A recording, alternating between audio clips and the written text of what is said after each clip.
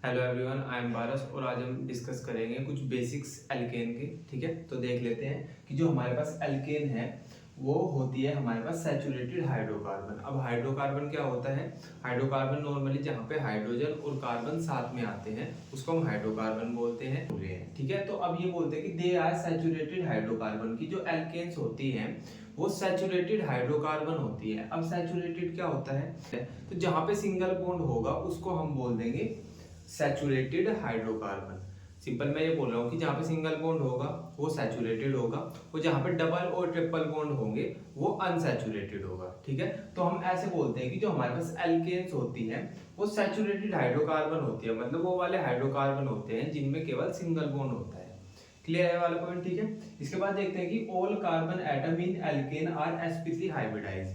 कि जो हमारे पास एल्केन है उसके अंदर जितने भी कार्बन है वो सब कार्बन sp3 हाइब्रिडाइज होंगे, मतलब उनकी जो कार्बन की जो हाइब्रिडाइजेशन है वो sp3 होगी। ये हमने डिटेल में पढ़ा हुआ है। हाइब्रिडाइजेशन क्या होता है, इसको निकालते कैसे हैं, ये सब हमने डिस्कस किया हुआ है। नॉर्मली हम ऐसे देखते हैं कि जिसकी हमको हाइब्रिडाइजेशन निकालनी होती है कि वो कितने एटम्स से जुड़ा है। अगर वो 4 एटम्स से जुड़ा है तो हम उसको बोल देंगे कि उसकी हाइब्रिडाइजेशन sp3 है। अगर जिसकी हाइब्रिडाइजेशन हमको निकालनी है वो 3 एटम्स से जुड़ा हुआ है तो हम उसको बोल देंगे कि उसकी हाइब्रिडाइजेशन sp2 है।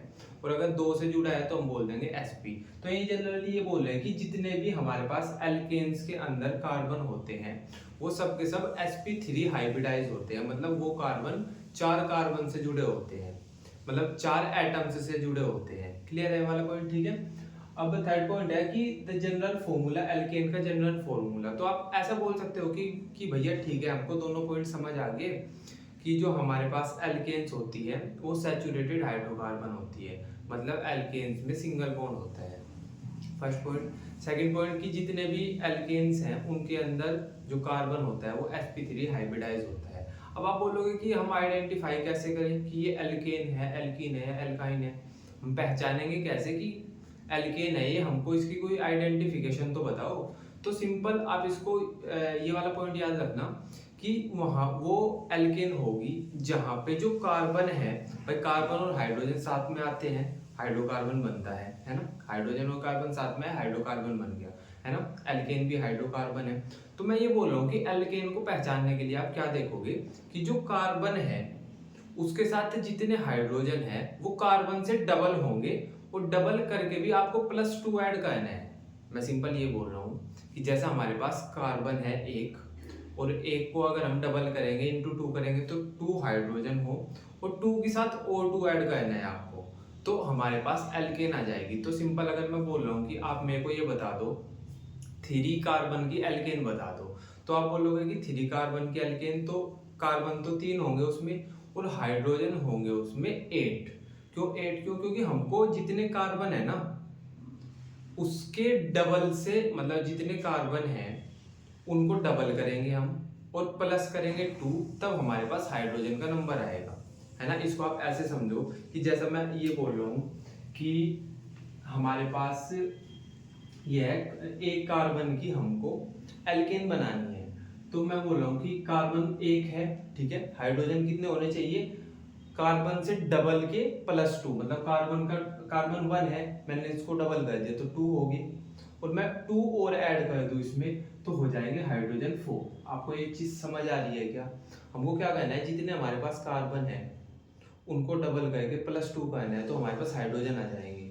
ये हमारे पास एक कार्बन की एल्केन आ गई। अब मैं बोल रहा हूँ कि 2 कार्बन की एल्केन बता दो, तो आप बोलोगे कि कार्बन 2 है C2, हाइड्रोजन कितने होने चाहिए इसके साथ? भाई कार्बन का डबल करो तो 2 का डबल हो जाएगा 4 और +2 और कर दो, कितना हो जाएगा वो 6, तो H हो जाएंगे 6। तो ये हमारे पास एल्केन बन गया। अब मैं अगर बोल दूं कि मेरे को 3 कार्बन की एल्केन बताओ, तो आप बोलोगे कि भैया कार्बन तो 3 हो जाएंगे और हाइड्रोजन कार्बन से डबल करो और +2 करो, तो कार्बन है 3, इनको डबल करेंगे 6 और +2 और ऐड करेंगे तो 8, तो हमारे पास H8 आ जाएगा।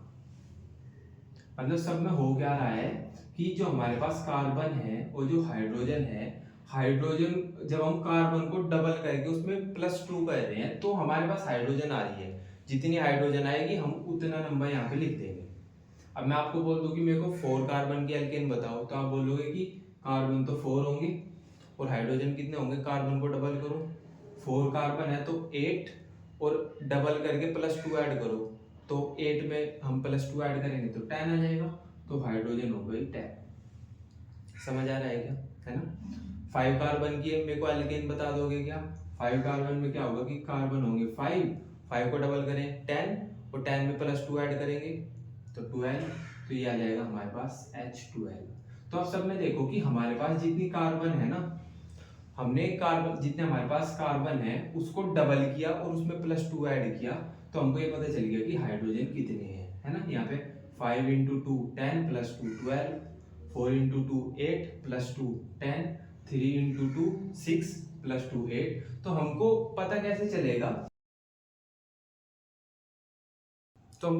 चलेगा, कि जब कार्बन के साथ हाइड्रोजन कार्बन से डबल करके +2 ऐड हो रखे हो, तो तब हमारे पास हम उसको बोल देंगे कि ये एल्केन है। तो एल्केन का एक फॉर्मूला होता है ये CnH2n+2।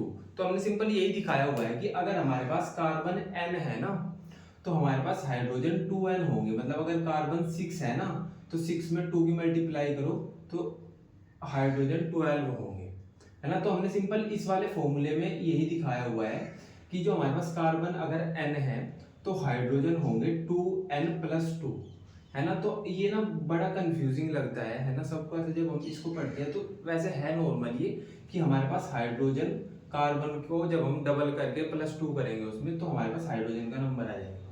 क्लियर है वाला पॉइंट, ठीक है।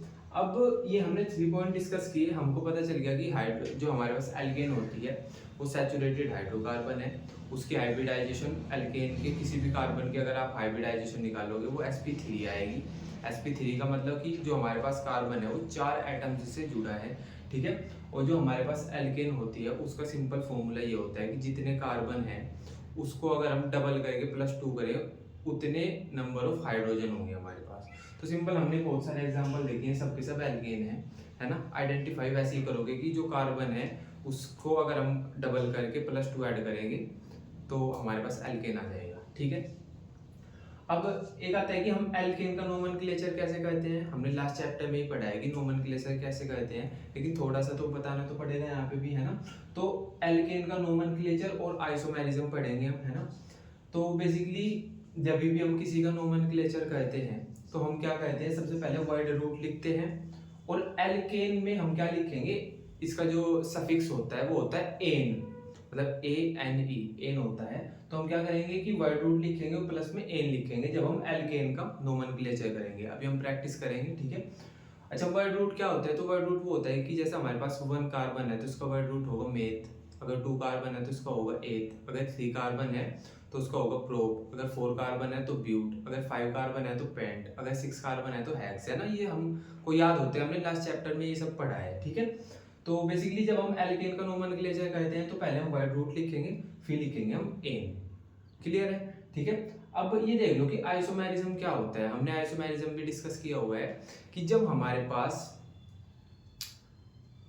मोलिकुलर फॉर्मूला तो सेम हो लेकिन स्ट्रक्चर डिफरेंट हो। हमारे पास कंपाउंड का जो मोलिकुलर फॉर्मूला है वो तो सेम हो लेकिन उनके स्ट्रक्चर डिफरेंट हो, तो हम उसको आइसोमेरिज्म बोल देते हैं। भाई 2 कंपाउंड है हमारे पास, दोनों के मोलिकुलर फॉर्मूला तो सेम है लेकिन हमारे पास उनके स्ट्रक्चर अलग अलग हैं, तो हम उसको आइसोमेरिज्म बोल देंगे, ठीक है।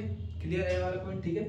अब हमने ना एल्केन के ना आइसोमेरिज्म देखने हैं, मतलब एल्केन के अंदर आइसोमेरिज्म देखना है हमको, ठीक है। तो हम ऐसा बोल देंगे कि जो हमारे पास मीथेन होती है, मतलब 1 कार्बन की एल्केन, ईथेन होती है 2 कार्बन की एल्केन, और प्रोपेन होती है 3 कार्बन की एल्केन।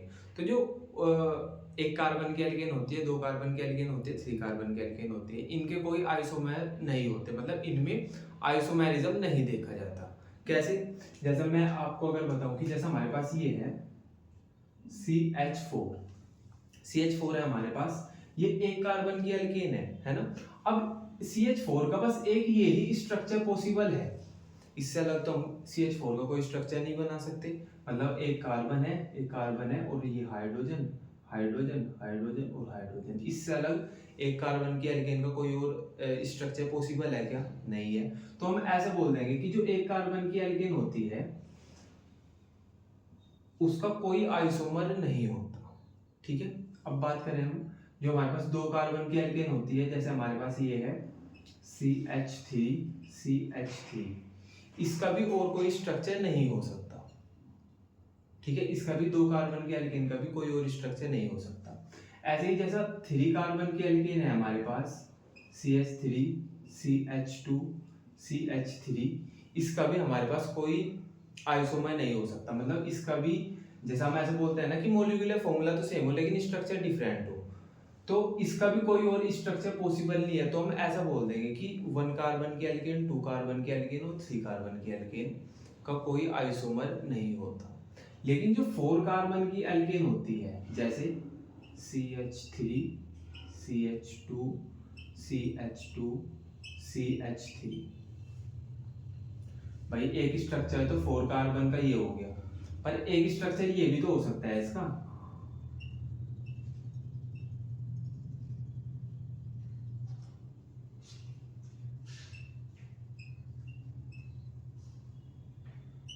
देखना भाई, हमने क्या किया, इस CH3 को यहाँ से हटाया और इस वाले कार्बन पे जोड़ दिया। अब ये भी 4 कार्बन की एल्केन है और ये भी 4 कार्बन की एल्केन है। जितने कार्बन इसमें है उतने ही कार्बन इसमें है, जितने हाइड्रोजन इस वाले कंपाउंड में है उतने ही इस वाले में है। लेकिन हो क्या रहा है कि इसका स्ट्रक्चर अलग है और इसका स्ट्रक्चर अलग है।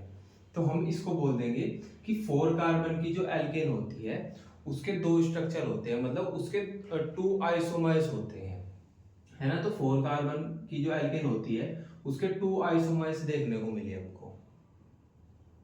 क्लियर है क्या ये वाला पॉइंट? ठीक है। अब ऐसे ही अगर मैं बोलूं कि जो हमारे पास 5 कार्बन की एल्केन होती है, जो हमारे पास 5 कार्बन की एल्केन होती है उसके भी कई सारे स्ट्रक्चर पॉसिबल है। कैसे? देखो, जैसे हमारे पास एक तो ये हो गया,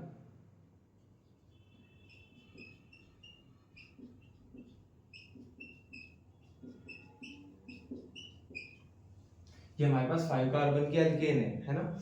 एक स्ट्रक्चर तो ये हो गया। अब हमने क्या किया कि इस वाले कार्बन को, इस वाले कार्बन मतलब ये जो CH3 है इसको यहाँ से हटा के यहाँ पे जोड़ दिया, तो क्या कैसा बनेगा हमारे पास? कुछ ऐसा बन जाएगा।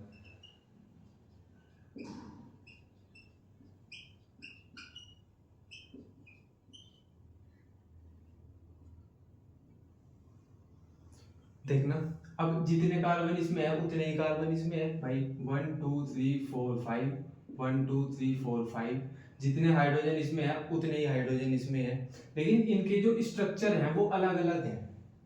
ठीक है, अब एक स्ट्रक्चर इसका ये भी पॉसिबल हो सकता है,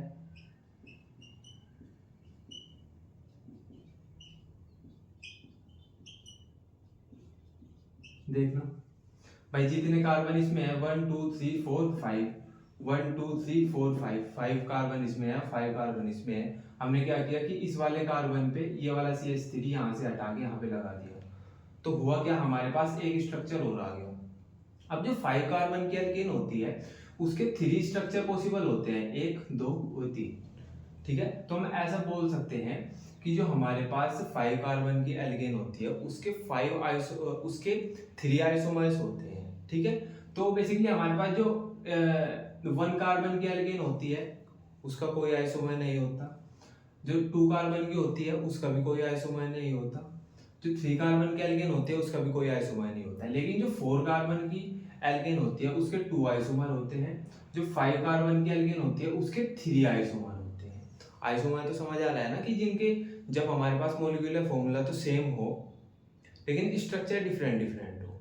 क्लियर है वाला पॉइंट? ठीक है, तो अभी हमने यहाँ पे ऐसे ही लिखा हुआ है कि जो हमारे पास मीथेन, इथेन और प्रोपेन, मतलब 1 कार्बन की एल्केन, 2 कार्बन की एल्केन और 3 कार्बन की एल्केन हैव ओनली 1 स्ट्रक्चर, तो इनका एक ही स्ट्रक्चर होता है।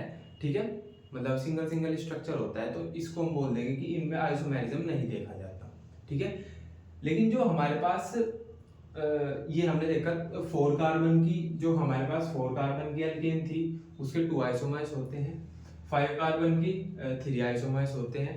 ठीक है, वैसे ही हमारे पास जो 6 कार्बन की एल्केन होती है, 6 कार्बन की एल्केन होती है उसके हमारे पास 5 आइसोमर्स होते हैं। अब आप हमको ये कैसे पता चला कि C6H14 एल्केन है, कैसे पता चला? मैंने अभी बताया कि जब हमारे पास हाइड्रोजन जितने हैं वो कार्बन के नंबर को हम डबल करें, उसमें 2 ऐड करें, तो अगर उतने हाइड्रोजन है तो हम बोल देंगे कि वो हमारे पास एल्केन है। ठीक है, तो जो हमारे पास 6 कार्बन की एल्केन होती है उसके 5 आइसोमर्स होते हैं। जो 7 कार्बन की एल्केन होती है उसके हमारे पास 9 आइसोमर्स होते हैं। और जो 10 कार्बन की एल्केन होती है उसके पास हमारे उसके 75 आइसोमर्स होते हैं। ठीक है, तो बेसिकली मतलब जो 10 कार्बन की एल्केन है ना उसके 75 स्ट्रक्चर बन सकते हैं, तो हम बोल देंगे कि यार इसके भी 75 आइसोमर्स हो सकते हैं। ठीक है, तो ये आप बेसिकली याद रखना कि हाँ भाई 6 कार्बन के आप बनाने थोड़े ना बैठोगे, किसी ने पूछ लिया है ना। तो 6 कार्बन के एल्केन के 5 स्ट्रक्चर या 5 आइसोमर्स, 7 के 9 आइसोमर और 10 के हमारे पास 75 आइसोमर। क्लियर है क्या ये वाला पॉइंट? ठीक है, ठीक है, इतना समझ आ गया। तो अभी समझ लेते हैं हमारे पास कि प्राइमरी, सेकेंडरी और टर्शियरी कार्बन क्या होते हैं। हम कैसे आइडेंटिफाई करें कि जो हमारे पास एल्केन है उसमें कार्बन प्राइमरी कार्बन है, सेकेंडरी कार्बन है, टर्शियरी कार्बन है। ठीक है, तो वो समझ लेते हैं। तो हम ऐसा बोल रहे हैं कि अगर हमारे पास एक कार्बन है और वो किसी और कार्बन से नहीं जुड़ा है या वो एक कार्बन से जुड़ा है, मैं बोल रहा हूँ कि हमारे पास कोई कार्बन है और वो कार्बन किसी और कार्बन से अटैच नहीं है, हाइड्रोजन से अटैच है, वो किसी और कार्बन से अटैच नहीं है, या वो एक कार्बन से अटैच है, तो हम उसको प्राइमरी कार्बन बोल देंगे। मैं ये बोलना चाह रहा हूँ कि जैसे हमारे पास कोई कार्बन है ऐसे, वो या तो एक कार्बन से अटैच है या वो किसी कार्बन से अटैच नहीं है, ऐसे हाइड्रोजन है उसके चारों तरफ, तो मैं उसको बोल दूंगा या हम उसको बोलते हैं प्राइमरी कार्बन, है ना। तो हमने ये लिखा है कि जैसा हमारे पास यहाँ पे कार्बन है वो 4 एटम्स से अटैच है, लेकिन वो जो 4 एटम्स हैं वो हाइड्रोजन है, या उनमें से वो एक मतलब 4 हाइड्रोजन से एक कार्बन 4 हाइड्रोजन से अटैच है, हम उसको प्राइमरी कार्बन बोल देंगे। या एक कार्बन 3 हाइड्रोजन से और एक कार्बन से अटैच है, जैसे मैं यहाँ पे लिख दूँ ये कार्बन, तो भी हम उसको प्राइमरी कार्बन बोलेंगे। ठीक है, अब मैं ये बोल रहा हूँ कि अगर हमारे पास एक कार्बन से अटैच है तो प्राइमरी कार्बन, अगर एक कार्बन 2 कार्बन से अटैच है तो उसको हम सेकेंडरी कार्बन बोलेंगे। कैसे? जैसे ये हमारे पास कार्बन है, ये 2 कार्बन से अटैच है, एक कार्बन ये है, एक कार्बन ये है, तो हम इसको क्या बोल देंगे? इसको हम सेकेंडरी कार्बन बोल देंगे। ठीक है ना। अब अगर मैं बोल दूं कि हमारे पास जो कार्बन है वो 3 कार्बन से अटैच है, जैसे ये हमारे पास कार्बन है, ये कितने कार्बन से अटैच है? 1 2 3, तो हम इसको बोल देंगे 3 डिग्री कार्बन या टर्शियरी कार्बन। ठीक है, और अगर हमारे पास जो कार्बन है वो 4 कार्बन से अटैच है, जैसे ये वाला कार्बन है 1 2 3 4, ये 4 कार्बन से अटैच है, तो हम इसको बोल देंगे क्वाटरनरी कार्बन। ठीक है, तो हम इनको सिंपल ऐसे भी लिखते हैं कि जो प्राइमरी कार्बन होता है उसको हम बोल देते हैं 1 डिग्री। ठीक है, जो हमारे पास सेकेंडरी कार्बन होता है उसको लिख देते हैं हम 2 डिग्री, जो हमारे पास टर्शियरी कार्बन होता है उसको लिख देते हैं हम 3 डिग्री, और जो हमारे पास क्वाटरनरी कार्बन होता है उसको लिख देते हैं हम 4 डिग्री। तो आपको बेसिकली सिर्फ इतना सा याद रखना है कि अगर कार्बन एक कार्बन से जुड़ा है या किसी कार्बन से नहीं जुड़ा है तो उसको बोलते हैं हम प्राइमरी कार्बन। अगर एक कार्बन 2 कार्बन से जुड़ा है, कार्बन 2 कार्बन से जुड़ा है तो उसको बोलते हैं हम सेकेंडरी कार्बन। अगर कार्बन 3 कार्बन से जुड़ा है तो हम उसको बोल देंगे टर्शियरी कार्बन, और अगर कार्बन 4 कार्बन से जुड़ा है तो हम उसको क्वाटरनरी कार्बन बोल देंगे। क्लियर है क्या ये वाला पॉइंट? ठीक है, तो एक क्वेश्चन सोल्व करो ये आप। इन द एल्केन, हमारे पास ये एक एल्केन है, ठीक है, identify 1 degree 2 degree and 3 degree carbon atom. तो ये बोल रहे हैं कि हमारे पास एक एल्केन है, इसमें आइडेंटिफाई करो कि कौन सा कार्बन कितने डिग्री है ना। तो बेसिकली हम एक तो इसको पहले हम सिंपल लिख लेते हैं, है ना, जैसे ये है CH3 CH2, इस कार्बन पे 2 CH3 अटैच है, तो एक तो हमने ऐसे दिखा दिया CH3 और एक हमने ऐसे दिखा दिया। ठीक है, फिर है CH2, फिर है CH, इस कार्बन पे एक H अटैच है और 2CH3 अटैच है, तो 2CH3 हम ऐसे दिखा देंगे। अब लाइन से देखना शुरू करो, ये वाला कार्बन है, कितने कार्बन से जुड़ा है ये भाई, ये वाला कार्बन कितने कार्बन से जुड़ा है, तो ये वाला कार्बन 3 हाइड्रोजन से जुड़ा है और एक इस वाले कार्बन से जुड़ा है। तो हमने बोला था कि जब कार्बन एक कार्बन से जुड़ा होता है तो उसको 1 डिग्री बोलते हैं, तो हम इसको बोल देंगे 1 डिग्री कार्बन है, मतलब प्राइमरी कार्बन है, ठीक है। अब ये वाला कार्बन इस वाले कार्बन से भी अटैच है और ये वाला कार्बन इस वाले कार्बन से भी अटैच है, तो ये वाला कार्बन जो है वो 2 कार्बन से अटैच है, तो मैं इसको बोल दूंगा 2 डिग्री कार्बन, ठीक है। इसको हम बोल देंगे सेकेंडरी कार्बन है, ठीक है। अब ये वाला कार्बन देखो, ये वाला कार्बन इस वाले कार्बन से भी अटैच है, ये वाला कार्बन इस वाले कार्बन से भी अटैच है, ये वाला कार्बन इस वाले कार्बन से भी अटैच है, ये वाला कार्बन इस वाले कार्बन से भी अटैच है, तो 4 डिग्री हो गया। क्यों? क्योंकि ये 4 कार्बन से अटैच है, क्वार्टनरी कार्बन है ये, ठीक है। तो इसको हम बोल देंगे कि ये 4 डिग्री कार्बन है।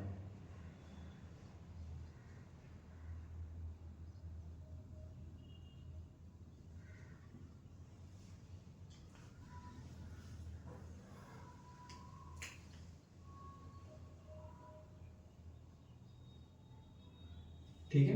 अब ये वाला कार्बन देखो, ये वाला कार्बन एक इस कार्बन से अटैच है, एक इस वाले कार्बन से अटैच है, तो ये हो गया भाई 2 कार्बन से अटैच है, और जो कार्बन 2 कार्बन से अटैच होता है उसको बोलते हैं सेकेंडरी कार्बन, तो इसको हमने लिखते हैं सेकेंडरी, मतलब 2 डिग्री है, ठीक है। ये वाला कार्बन इस वाले कार्बन से अटैच है, इस वाले से, इस वाले से, तो जो कार्बन 3 कार्बन से अटैच होता है उसको हम 3 डिग्री बोल देते हैं। तो सिंपल सा चीज है भाई, जो कार्बन मतलब कार्बन अगर एक कार्बन से अटैच है 1 डिग्री, 2 कार्बन से अटैच है 2 डिग्री, 3 कार्बन से अटैच है 3 डिग्री, 4 कार्बन से अटैच है 4 डिग्री, ठीक है। तो बेसिकली हमने क्वेश्चन सोल्व किया, ठीक है। अब हम देखें कि हमारे पास जो एल्काइल ग्रुप होते हैं वो क्या होते हैं, ठीक है। तो सिंपल, अगर हमारे पास कोई एल्केन है और मैं एल्केन से एक हाइड्रोजन रिमूव कर दूं, मतलब एल्केन है हमारे पास, मैंने उसमें से एक हाइड्रोजन हटा दिया, तो उसको हम बोल देंगे एल्काइल ग्रुप, ठीक है। जैसे हमारे पास ये है CH4 है हमारे पास, CH4, मैंने क्या किया, यहाँ से एक हाइड्रोजन हटा दूं अगर मैं, तो ये हो जाएगा CH3, ये क्या बन जाएगा, CH3 बन जाएगा, तो इसको हम बोल देंगे एल्काइल ग्रुप है। अगर मैं यहाँ पे 6 हाइड्रोजन है भाई, C2H6 है हमारे पास, अगर मैं यहाँ से एक हाइड्रोजन हटा दूं, रिमूव कर दूं, तो ये बन जाएगा C2H5, तो ये एल्काइल ग्रुप बन गया हमारे पास। अगर मैं यहाँ से एक हाइड्रोजन हटा दूं तो ये क्या बन जाएगा, C3H7। तो बेसिकली अगर हम एल्केन में से एक हाइड्रोजन रिमूव कर दे तो हमारे पास एल्काइल ग्रुप का फॉर्मेशन हो जाता है, ठीक है। तो ऐसे ही लिखा हुआ है हमने, alkyl group they are derived from alkane by removal of 1 hydrogen atom. अगर हम एल्केन में से एक हाइड्रोजन एटम रिमूव कर दे तो हमारे पास एल्काइल ग्रुप आ जाता है, ठीक है। ये एल्काइल ग्रुप हो गया है ना। इसको हम आई से भी दिखाते हैं, मतलब इसको भी हम आई लिख सकते हैं, इसको भी आई लिख सकते हैं, इसको भी आई लिख सकते हैं। क्लियर है क्या वाला पॉइंट? अब मैं अगर बोल दूं कि हमारे पास एक कार्बन का एल्काइल ग्रुप है, तो ये है, ये 2 कार्बन का एल्काइल ग्रुप है, 3 कार्बन का एल्काइल ग्रुप है। क्लियर है क्या वाला पॉइंट? ठीक है। अब इसका एक फॉर्मूला इसका क्या है कि हमारे पास जितने कार्बन होंगे, हाइड्रोजन कार्बन के डबल होंगे, और जब हम हाइड्रोजन का नंबर निकालेंगे तो हाइड्रोजन कार्बन से डबल होंगे, और डबल में भी हमको +1 ऐड करना पड़ेगा। मतलब हमको हाइड्रोजन निकालने के लिए कार्बन को डबल करना पड़ेगा और डबल में +1 करना पड़ेगा, तो हमारे पास हाइड्रोजन का नंबर आ जाएगा। क्लियर है क्या ये वाला पॉइंट? ठीक है। तो बेसिकली आपको सिंपल सी बेसिक सी चीजें हैं, एक तो आपको primary carbon, secondary carbon, tertiary carbon कैसे फाइंड आउट करें ये पता होना चाहिए, ठीक है। सेकंड आपको पता होना चाहिए कि एल्काइल ग्रुप क्या होता है। एल्काइल ग्रुप हम एल्काइल ग्रुप का फॉर्मेशन करते कैसे हैं, हम क्या करते हैं कि एल्केन में से एक हाइड्रोजन हटा देंगे, एल्काइल ग्रुप आ जाएगा हमारे पास, ठीक है। तो ये कुछ बेसिक सी चीज़ है, ठीक है। अभी हम नोमेनक्लेचर 2-3 नोमेनक्लेचर की प्रैक्टिस करेंगे हम, ठीक है। फिर हम नेक्स्ट वीडियो में पढ़ेंगे कि जो हम एल्केन कैसे बनाएं, मतलब एल्केन हम कैसे, एल्केन का फॉर्मेशन कैसे करें, ठीक है। वो सब हम नेक्स्ट वीडियो में पढ़ेंगे, ठीक है। अभी हम प्रैक्टिस कर लेते हैं कुछ नोमेनक्लेचर की। तो देख लेते हैं फर्स्ट वाला। सबसे पहले तो हम इसको सिंपल करके लिखेंगे भाई, इस कार्बन से 3CH3 अटैच है, तो हम कुछ ऐसा लिख लेंगे CH3 CH3 और CH3, फिर हमारे पास कार्बन है, इस कार्बन से दूसरी तरफ CH3 अटैच है, और फिर इस कार्बन से 3CH3 अटैच है ना, CH3 CH3 और CH3। अब काउंटिंग करेंगे हम इनकी, है ना, काउंटिंग आप किसी भी साइड से कर लो, सेम ही है दोनों तरफ से, है ना। तो हम इधर से कर लेंगे 1 2 3 4 5, ठीक है ना। अब देख लो 2 पे हमारे पास 2 मिथाइल है, CH3 और 4 पे भी 2 मिथाइल है, ठीक है। तो हम कैसे लिखेंगे, हम लिखेंगे 2 2 4 4, 4 हो गई है ना, टेट्रा, 4 के लिए हम टेट्रा यूज करते हैं, मिथाइल, और 5 कार्बन की चेन है जिसके लिए वर्ड रूट होता है, 5 कार्बन के लिए वर्ड रूट होता है पेंट, तो हम लिखेंगे पेंट।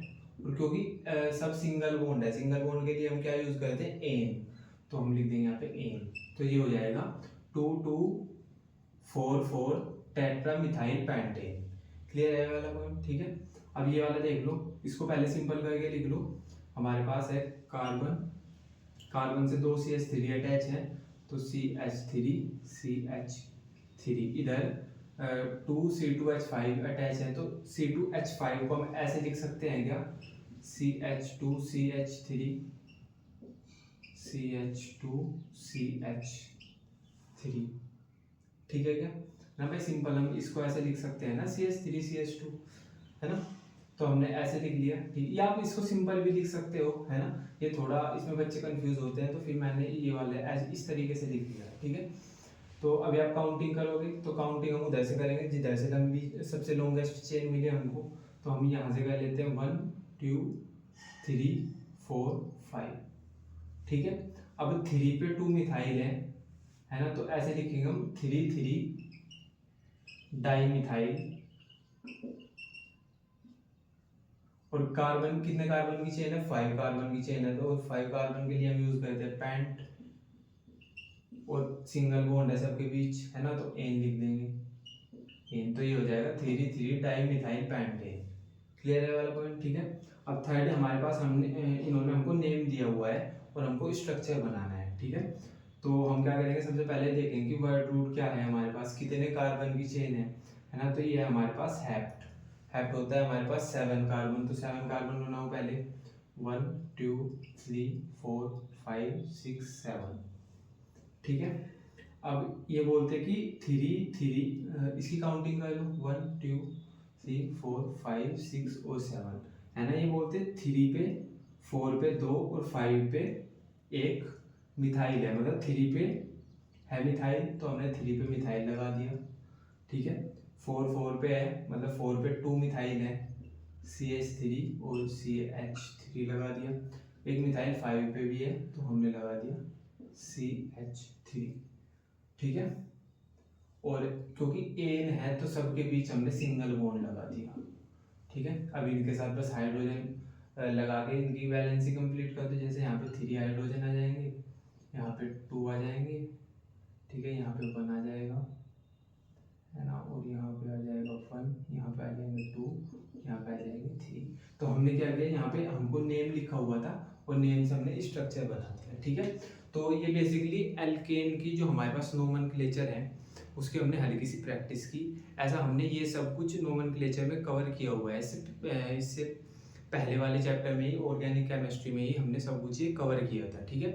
तो अभी हल्की सी हमने प्रैक्टिस की कि भाई हम एल्केन के नोमेनक्लेचर कैसे लिखते हैं, ठीक है। क्योंकि पूरे कंप्लीट चैप्टर में हमको एल्केन बहुत सारी पढ़नी है, तो हमको एल्केन का नोमेनक्लेचर थोड़ा थोड़ा सा आना चाहिए, ठीक है। अगर आपको इतना, अगर आपने वो वाली वीडियो भी नहीं देखी, पहली बात तो मैं बोलूँगा कि उसको देख के आना चाहिए तुमको, ठीक है, इस वाली वीडियो पे। लेकिन अगर नहीं देखी तो फिर आपको अगर इतना भी आता है तो भी ईजिली कर लोगे आप, ठीक है।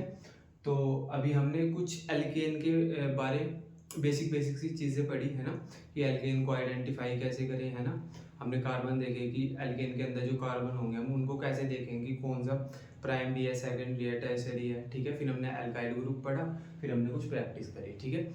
अब हम नेक्स्ट लेक्चर में पढ़ेंगे कि हम एल्केन को कैसे बनाते हैं, ठीक है। तब तक के लिए आप इसका रिवीजन करो, है ना। बाय।